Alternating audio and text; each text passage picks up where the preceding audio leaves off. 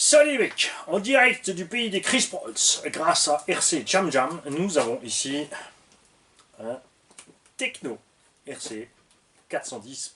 Pas 410, ici ET48.3. EB, EB, EB. Répète après moi, Mani. B. 410, c'est tout ce qui est un dixième, en fait, 4 x 4. 210, c'est un dixième d'euro motrice chez Techno RC. Et ensuite, le 48, c'est pour les 1 huitième, 4 x 4. Il n'y a pas de 28 parce qu'il n'y a pas de 1 huitième d'euro motrice. D'ailleurs, on se demande toujours pourquoi cette catégorie n'existe pas. Vu le nombre de gens qui font des 1 huitième d'euro motrice d'eux-mêmes parce qu'ils ont envie de rouler en 1 huitième d'euro motrice.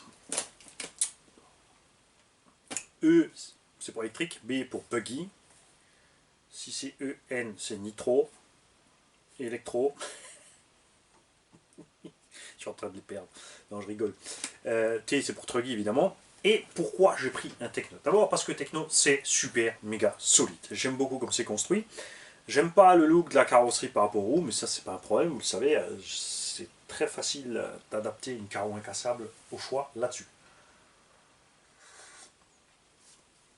Autre particularité de ce Techno, vous allez voir quand il sera dehors, c'est qu'il est vraiment super compact et facile à transporter. Voilà. Eh non, c'est pas lui, pas de panique. Ça, c'est la boîte avec la montagne de pièces que j'ai reçue avec.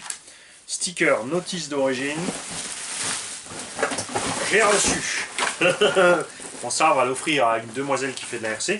Si nous avons une demoiselle qui fait de la RC et qui veut une carrosserie de buggy étroite, nous avons ici donc une carrosserie rose. Nous avons une carrosserie typée plus à la mode, hein, bleu-jaune, numéro 28. Ceux qui suivent la moto ou l'auto, je ne sais pas qui est ce numéro, ils doivent le reconnaître. Avec une petite tête de mort viking dessus, évidemment. Intéressant, on a un velcro dedans, là-dessus, ça tient bien. Là pas. Alors, ce ne sont pas les deux mêmes carrosseries. On a l'ancien modèle et le nouveau modèle. Donc, je préfère personnellement l'ancien. Et j'ai encore une carreau neuve avec à peindre, qui va avec version nouveau modèle. J'ai un châssis en rab, tu vois, qui n'est pas spécialement usé non plus, donc 70-75 T6, c'est ce qu'on aurait aimé avoir sur la SRX8. Et là, c'est bien, ça tombe bien, pour ceux qui ne connaissent pas Techno RC. C'est quelque chose qu'ils ont arrêté maintenant sur les nouveaux modèles, mais Techno RC s'est toujours évertué à faire très étroit. Un châssis d'une forme spécifique, ça c'est pour changer un peu des autres. Et le bac à batterie intégré dans la bavette latérale, tout comme le sauve-cerveau et le support radio. Ça, c'était pour la possibilité, parce qu'il y en a qui, à un moment donné, roulaient avec un cerveau et des freins séparés de la propulsion. Parce que l'avantage d'avoir les freins montés à part, c'est que tu peux freiner différemment l'avant de l'arrière, tout simplement, puisque tu as deux disques de frein sur les nitros, enfin, des fois un, des fois deux, mais en général, tu en as deux, avec donc 4 plaquettes de frein au total, 2 par disque, et tu peux régler, même si tu n'as qu'un seul cerveau, le véhicule de façon à ce que le frein avant serre plus fort que le frein arrière, ou plus tôt, ou inversement, à ta guise, ou pareil, parce que nous, quand on freine évidemment en électro sur les roues, on freine les 4 roues en même temps. Ensuite, selon le cas comme le véhicule est positionné, s'il y a une roue en l'air avec l'effet de diff, ça te fait varier tout ça, et là, il n'y a pas ce problème. Ça permettait à Techno aussi d'être extrêmement léger, de faire ce type de construction, et c'est quelque chose que j'aurais bien vu chez Arma sur la gamme Infraction Limitless. Un châssis très étroit, et tout simplement un gros bac plastique pour faire le fond plat, qui intègre les bacs à lipo, d'une façon beaucoup plus simple que ce que Arma a fait. Mais c'est à eux, ils font ce qu'ils veulent. J'ai reçu 4 pneus German Competition. Tourex. Ah, c'est allemand Tourex, ça c'est marrant. Donc on a Sismic en France et Tourex en Allemagne qui se tirent à bourre sur les pneus.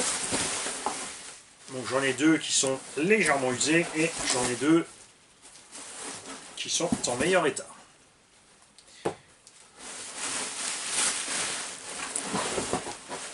Nous avons l'aileron et son support d'aileron, l'aileron chez Techno RC qui est super méga réglable. Tu vois, tu as plein de possibilités ici pour régler l'angle de ton aileron et la hauteur. Ça j'aime bien. Par contre, après du coup, là tu rattrapes un petit peu de poids. C'est certain. Et la machine. Oh cool, il m'a même laissé un petit Savox avec. On verra lequel c'est. On mettra en route. On verra rapidement. Voilà. Alors, est-ce que c'est le nouveau Shrapnel? Non. Pourquoi pas? Parce que je voulais ce Techno, parce qu'il a des amortos avant et un débattement de suspension très long. Franchement, pour un buggy, c'est du délire. On a des amortos de Truggy à l'avant et aussi à l'arrière. Regarde-moi voir le débattement de suspension de ce buggy Techno à l'arrière. C'est folie. J'ai voulu ça parce que, vous l'avez vu, enfin je pense qu'à l'heure actuelle vous avez vu la vidéo, on a le droit de temps en temps d'aller sur un petit pump track. Pas nombreux, hein, pas trop souvent pour pas l'abîmer. Et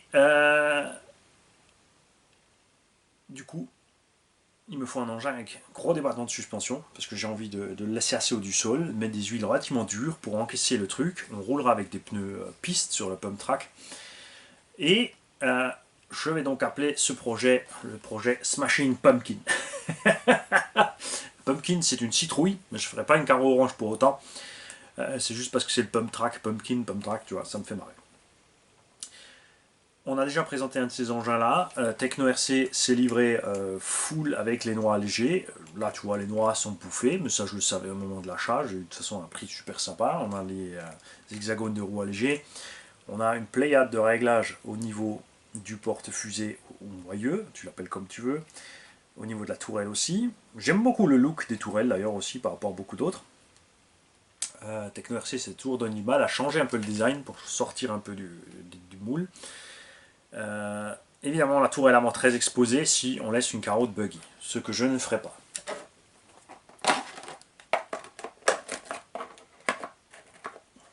Ah, il y a l'antenne qui sort par là. Alors, bon, on va passer l'antenne. Hop, c'est vrai que là, il risque pas d'être plié. Tu vois, quoique, franchement, avec la vieille, j'accroche pas avec la nouvelle carreau, mais la vieille, tu vois, ça lui donne son petit look. Hein. Là, tu mets des bonnes grandes roues. Évidemment, on mettra ce qu'il faut en pare-choc RPM, avant, arrière. Éventuellement, des protections latérales. À voir. Carreau incassable par-dessus le tout. Et c'est là que j'hésite. J'ai plusieurs choix possibles. Ça, je crois que ça sera pas assez large. Ça aurait été sympa. Mais c'est vrai que ça va mieux sur crawler parce que tu vois là les roues, quoi que si on met des roues pistes, elles seront pas grandes, ça frottera pas grand chose, mais ça donnera peut-être un look un peu space. Hein. Ça va peut-être faire un peu bizarre avec le Hummer. Le Hummer, franchement, il va vraiment super bien sur du crawler, hein, c'est clair. Et qu'est-ce qui me reste en carreau? Qu'est-ce qui me reste?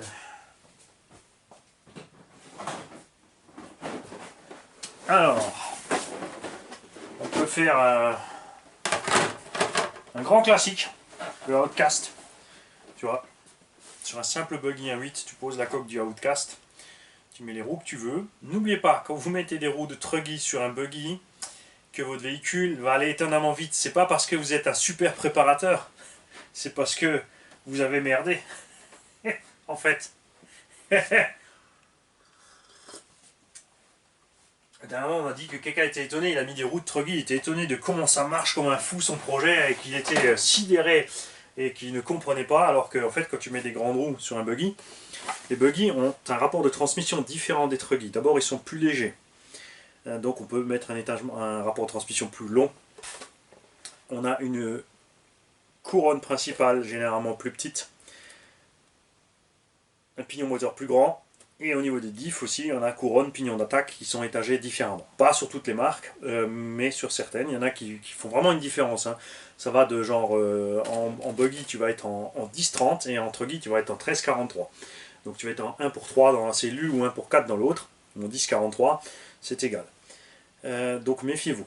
Tu ne peux pas faire ce que tu veux, quand tu mets des roues plus grandes, et ben tu vas plus vite tout simplement. C'est comme sur ton vélo, tu mets le gros plateau, tu vas plus vite, et là c'est pareil, si tu as une roue de 24 pouces sur ton vélo et tu mets une roue de 30, avec le même rapport sur le pédalier et le derrière, tu vas aller plus vite. Ça sera plus dur à l'emmener, Donc la transmission va souffrir plus, mais ta vitesse de pointe sera plus élevée. Il n'y a absolument rien d'étonnant et de magique là-dedans.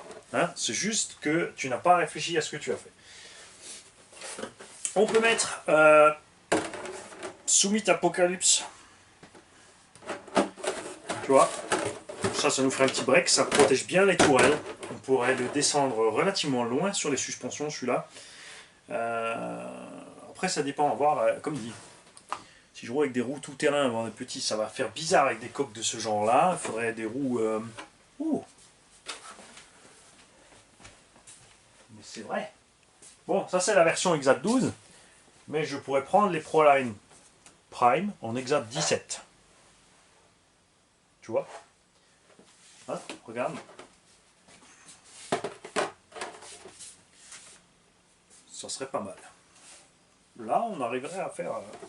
ouais, à voir.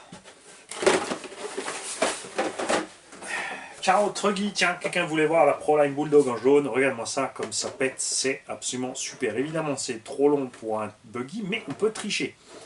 Parce qu'on peut couper ce qu'on veut de l'arrière. Et du coup, tu as un buggy qui a les tourelles protégées. Tu vois, on peut mettre ça bien en arrière. On coupe le rab là. Sans pitié, un banzai. On coupe l'arrière. Et on met l'aileron où on veut. C'est le Niker qui est en train de gueuler. Mets-le dans ton cul, je te supporte plus. Pareil, il faudra évidemment tricher un peu sur les roues. Évidemment la même et Revo 2. Il me reste une noire, c'est qui est intéressé. L'Apocalypse en jaune. Ça fait aussi, j'aime bien en ce moment. En fait je vieillis, ma vue faiblit, je vois plus terne, donc... Et évidemment le grand classique, vous le savez, celle-là, comme disent les jeunes, surkiffe. Je surkiffe ce machin. Ça, avec les roues pistes.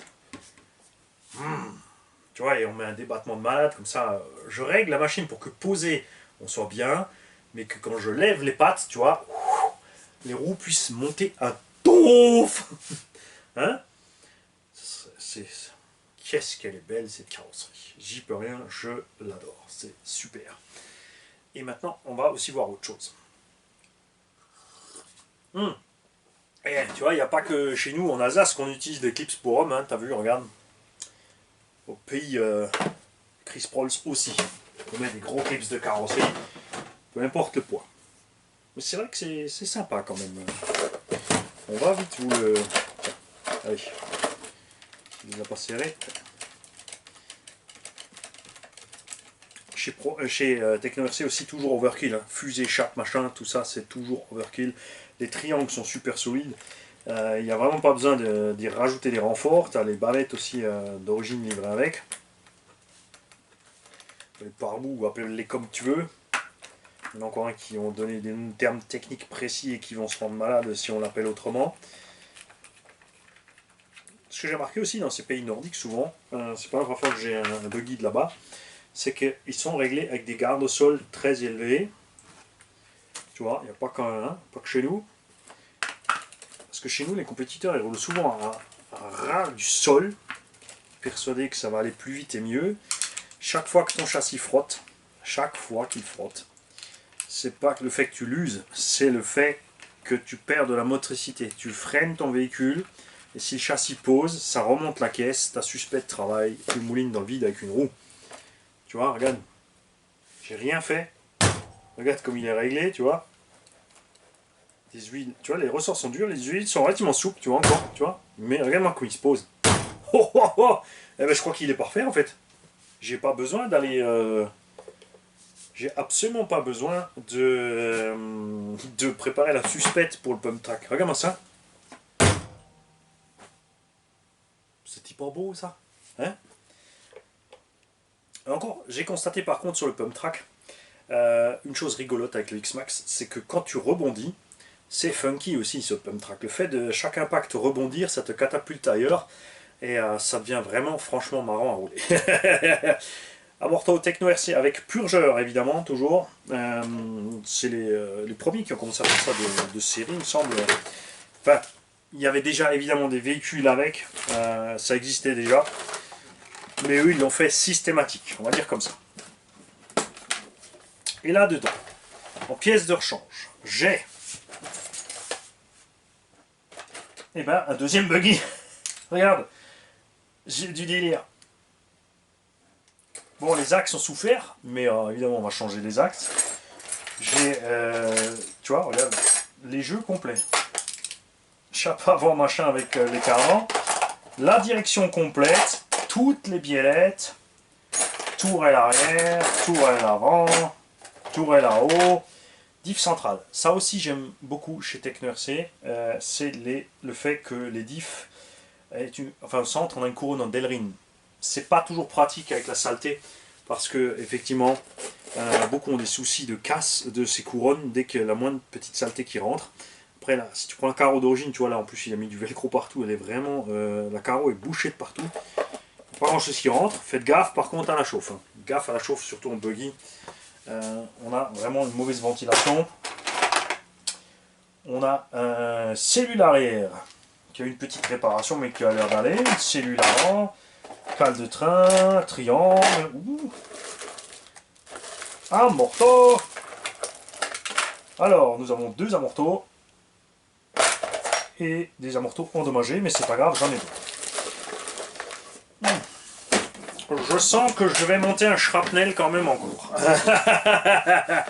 On aura donc le Smashing Pumpkin et avec tout ce qu'il y a là-dedans, ben la vache, je crois bien que je vais pouvoir faire un shrapnel. Qu'une carreau rose. On va mettre la carreau rose, équiper le shrapnel et taillot sur les rampes. Parce que là c'est sûr ça fera pas mal. Si ça fera mal parce que le châssis quand même est pas endommagé. Et d'ailleurs celui-ci non plus. Regarde-moi ça, ça frottait un peu sur les côtés et ça s'arrête là. C'est géant. Tiens, il a fait une petite modif aussi au niveau des... Mais ça tient, ça marche, super. Mani est content. Merci Jam Jam. Et merci évidemment aux vendeurs. J'ai laissé gérer Jam Jam parce que j'avais pas le temps tout simplement. Il a vu cette annonce, il m'a contacté. Je lui ai dit écoute, si tu as le temps, est-ce que tu veux bien t'en occuper? Et il m'a fait ça. Il s'arrange avec le gars pour faire livrer chez moi. C'est comme sympa aussi de la part du vendeur. Tu as quelqu'un qui te contacte que tu ne connais pas, qui est en Belgique, qui te dit d'envoyer une machine en France. Tu vois, là la plupart de chez nous ferait déjà une psychose. C'est une arnaque, l'argent va disparaître, machin, bidule, j'aurai jamais le matériel. Et non, regarde, tu vois. Paiement PayPal direct, hop, envoyé, c'est pesé, et la machine a mis 3 jours à arriver. Il a eu le paiement, il a emballé, il a expédié, et c'est franchement super. Le matos, évidemment, c'est pas propre comme ce que moi je fais quand je vends quelque chose, sauf si je précise que c'est dans l'état. Là, lui, il a dit, hein, il a juste nettoyé vite fait, c'est dans l'état. C'est comme ça qu'on a eu les photos, c'est comme ça qu'on a la machine. Alors ça, c'est le genre de machine, tu vois, que certains sites professionnels te vendent comme très peu servi et révisé. Et ça arrive chez toi dans le même état de propreté, c'est-à-dire avec des cornières sales, de la terre dans les coins, 2-3 bricolages des fois sur les hexagones, des trucs bizarres, pas tout à fait ce que tu as commandé. Là tu vois on l'a reçu avec le cerveau dedans déjà, c'est sympa, c'était pas prévu il me semble.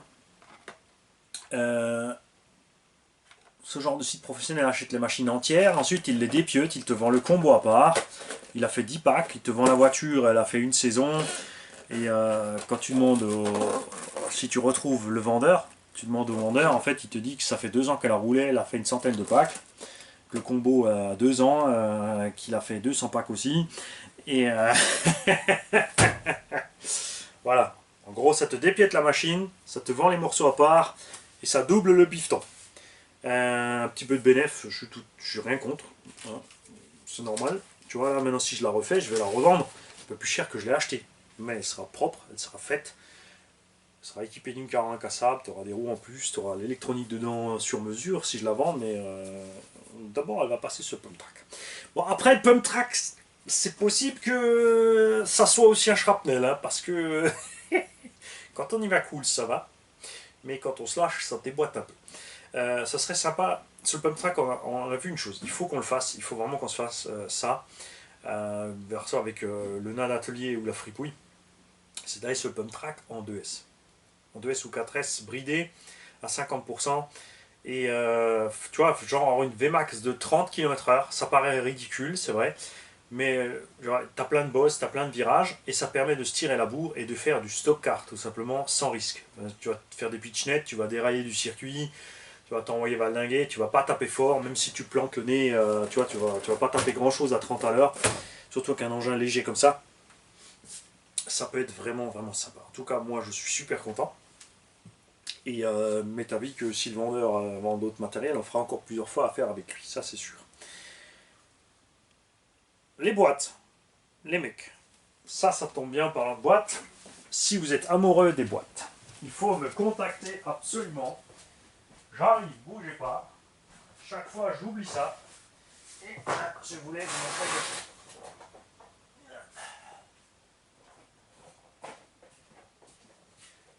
J'arrive. Ça met un peu de temps parce que c'est en train de se casser la figure. Les mecs, est-ce que vous voulez des boîtes? Ouais, enfin il y en a plus tellement que ça entière, mais non, toutes ces boîtes sont entières. Je sais, il y a des gens qui collectionnent les boîtes, hein, c'est un truc, c'est comme... voilà, je comprends. Ça peut être rigolo. Donc, j'ai toutes ces boîtes à disposition. Si vous en voulez, attends, je vais te les mettre sur la table, que tu vois quand même les tailles, comme ça, vous pourrez me dire lesquelles vous voulez. Tout ce que je vous demande, les mecs, c'est les frais de port. Ceux qui veulent les boîtes paieront les frais de port, les boîtes sont offertes. Après, si tu veux faire un petit don au passage, un petit euro de plus, hein, ça paraît ridicule, 1 euro, mais regarde, 1 euro, on a 20 boîtes, si tu as 20 personnes différentes qui donnent 1 euro, ben on aura 20 euros. Et ces 20 euros, elles serviront à faire quoi? Et ben, elles serviront à acheter 1 ou 2 radios pour les engins, pour équiper les engins qu'on reçoit pour les tombolas. Alors, j'arrive. C'est la vidéo qui déboîte. Alors, on a de la petite boîte de visserie T-Works. Herzschrauben. Plasco. Enfin, tu vois, j'ai 36 000 mini boîtes comme ça. Donc, hein, vous vous mettez d'accord. Vous me dites ce que vous voulez. Là, on a des plus grandes. De là comme ça. De là comme ça. Je te les montre toutes. Comme ça, tu pourras me dire, ouais, c'est la 3e comme ça que tu as montré. Ou la 6e. Un peu plus grande. Celle-là, il n'y a rien dedans. C'est juste transparent. Si vous n'avez pas vu. De la grosse boîte jaune. De la grosse boîte jaune. Et de la très grosse boîte jaune. Tu vois. Toutes celles-là sont dispo. J'enverrai par Mondial Relais. Les frais minimum de port, c'est 4,80. C'est vrai, payer 4,80 pour ça, ça vaut pas le coup, puisque ça ne vaut que 2 euros dans un commerce de bricolage. N'allez pas dépenser, les mecs, 5 ou 10 euros pour des boîtes de visserie. Là aussi, il y a un site professionnel qui les revend. Et tu vois, ça, j'ai reçu avec des machines. C'est là où je voulais en venir. Dépiote la machine, il te vend le combo. Sur le cerveau, il te vend le cerveau. La corne de cerveau est vendue à part occasion. Le pignon est vendu à part occasion. Et tu reçois la machine à poil. Et les boîtes sont vendues aussi occasion. Les boîtes, ça vaut que dalle, les mecs. Achetez pas des boîtes dans des sites pseudo-professionnels. Donc voilà. Si vous en voulez, vous payez le frais de port. Évidemment, comme dit pour les petites boîtes, ça ne vaut pas le coup. Mais tu peux prendre une pile de petites boîtes. Hein, tu vois. Ça, c'est toutes les mêmes, juste des couleurs différentes. Celles-là sont bien, parce que les layettes dedans sont fixées, tout simplement. Je suis pas trop fan des boîtes où les machins se baladent, celle-là aussi c'est fixé. Et celle-là, là ça se balade. Ça c'est fixe. Ça c'est toutes les mêmes, voilà. Ça c'est 3 boîtes T-Works. Celle-là aussi se balade. Ça c'est un pilulier. Mais c'est une bonne idée aussi, regarde. Il y a quelqu'un qui a eu la bonne idée de prendre un pilulier pour se faire une boîte à vis. Voilà. Et là, tu as le liker. Garde la boîte, mets tes médocs dedans. Curare, Morora, lithium, bouffe-les toutes. Salut les mecs, à bientôt. Le mail, c'est rcgarage68@gmail.com. Le mail est sur la page principale YouTube, dans Contact. afficher le mail. Tout simplement.